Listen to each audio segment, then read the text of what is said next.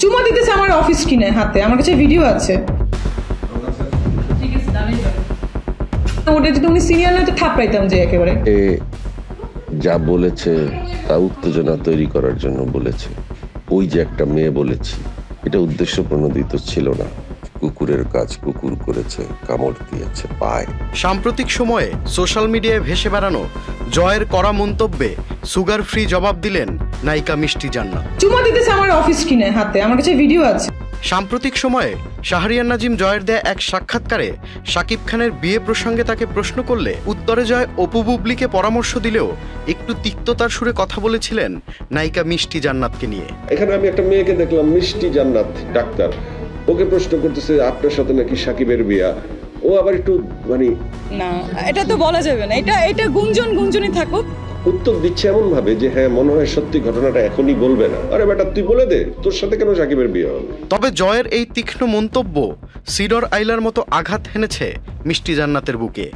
যে আঘাত সহ্য করতে না পেরে তিনিও বেশ চটেছেন জয়ের উপর। আমি বুঝলাম না এখন ওই যে একটা মেয়ে বলার কি হইলো মিডিয়ার সামনে এসে। এ সময় শুধু জয়কে নিয়ে তীক্ষ্ণ মন্তব্য করেই ক্ষান্ত হননি এই নায়িকা। সে জয়কে শারীরিক লাঞ্ছনার কথাও বলেন প্রকাশ্যে মিডিয়ার সামনে। যদি উনি সিনিয়র না তো থাপড়াইতাম যে একেবারে। পাথরের বুকে শ্যাওলা জমা ক্ষোভের রহস্য জানতে হলে যেতে হবে 3 বছর পেছনে।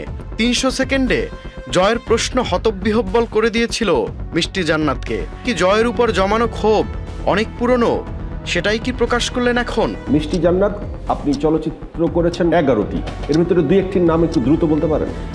লাভ স্টেশন, চিনি বিবি, আমার প্রেম তুমি, তুই আমার রানী। এক্স্যাক্টলি, এরকম অনেক নাম আছে, কিন্তু কোন নামের সাথে আমি বা দর্শক কেউ পরিচিত না।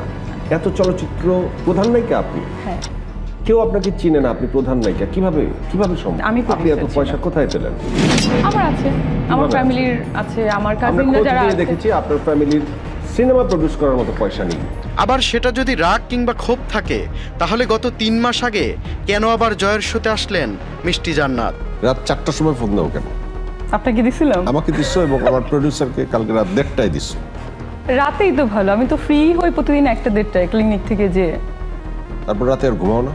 না, রাতে আর ঘুমাই না, ওই 4টা-5টায় ঘুমাই, দেন আবার সকালে উঠি 9টা-10টা। শুধু এখানেই ক্ষান্ত নয়, বরং চুমু খাওয়ার জন্য ছিট ছেড়ে উঠে জয়ের সামনে নিজের হাত বাড়িয়ে দিয়েছিলেন মিষ্টি জান্নাত। জয়ের প্রশ্নে একটু নিমপাতার মিশেল থাকলেও মিষ্টিও কিন্তু সুগার ফ্রি। জয়ের শোতে জায়েদ খানকেও নিয়ে বলেছিলেন এমন সুরে কথা। জায়েদ খানের সাথে কি তোমার প্রেম ছিল?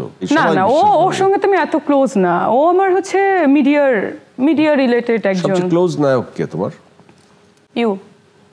ইউ। তবে মিষ্টির অভিযোগ নিয়ে তার ভক্তরা পুরোপুরি কনফিউজড, ঠিক আমাদের মতো। তারা কি এগুলো আলোচনায় থাকতেই করছে, নাকি সত্যিই মিষ্টি জান্নাত চটেছেন? এ ব্যাপারে জয়ের কাছে জানতে চাইলে তিনি বলেন, এসব খুবই সস্তা বিষয়, আমি এই সমস্ত কিছুকে পাত্তা দেই না, আমার হাসি পায়।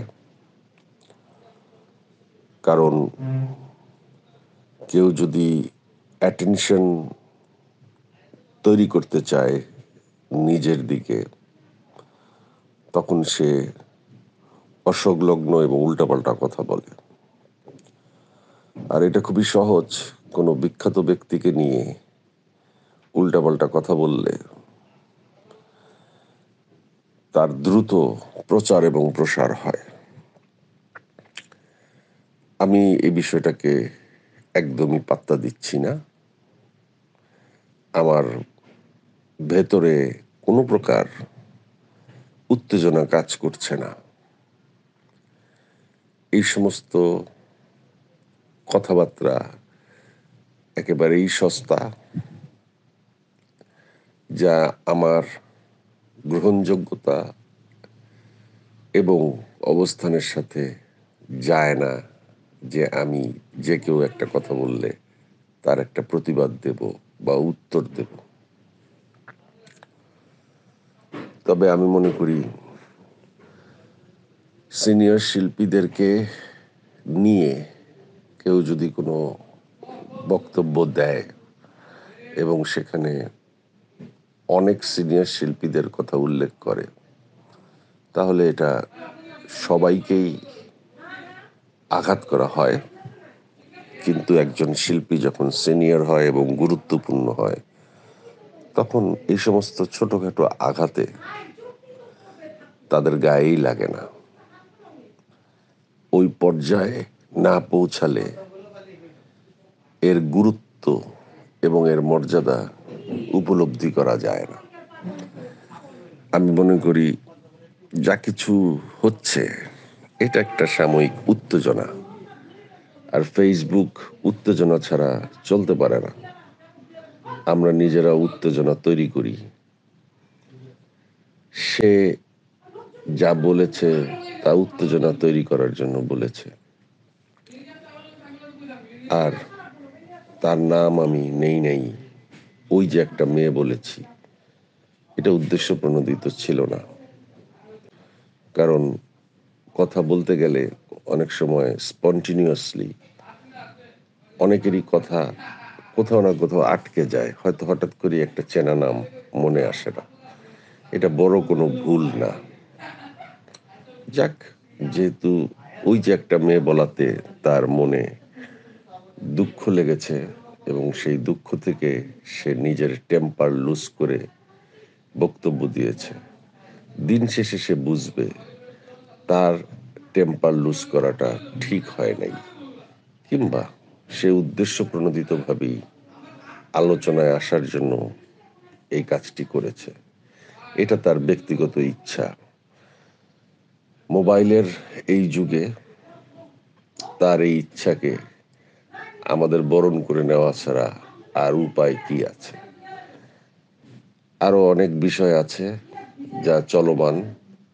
আমরা এক এক সময় এক এক মানুষকে দেখি আলোচনায়, উত্তেজনায়। আমার কাছে ব্যক্তিগতভাবে সেটা খারাপ লাগে না, ভালোই লাগে। তবে আমি কাউকে কষ্ট দিতে আসলেই চাই না। কেউ যদি আমার ব্যবহারে কষ্ট পেয়ে থাকে, সে যেই হোক, আমার তাতে কষ্ট হয়।